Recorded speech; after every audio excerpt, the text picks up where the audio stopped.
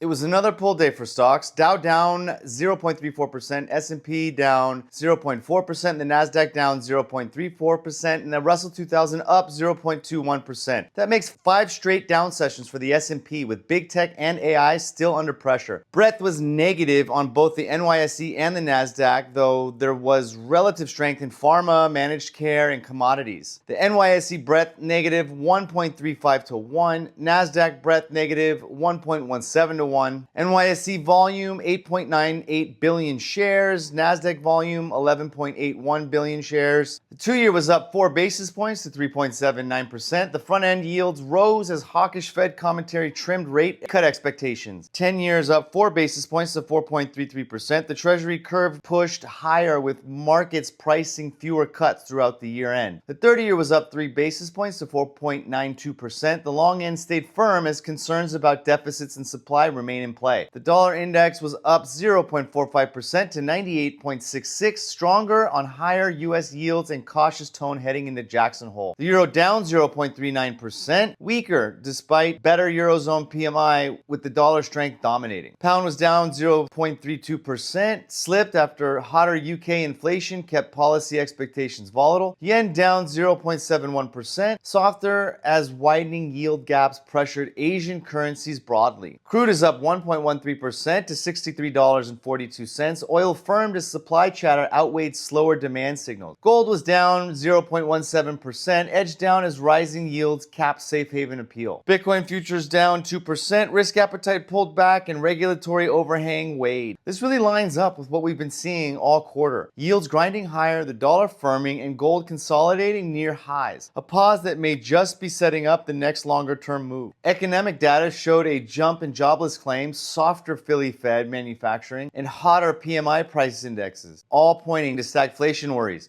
On the flip side, existing home sales surprised to the upside. Fed speak leaned hawkish, with officials pushing back on a September cut, and the market now just sees a 71% chance of easing next month.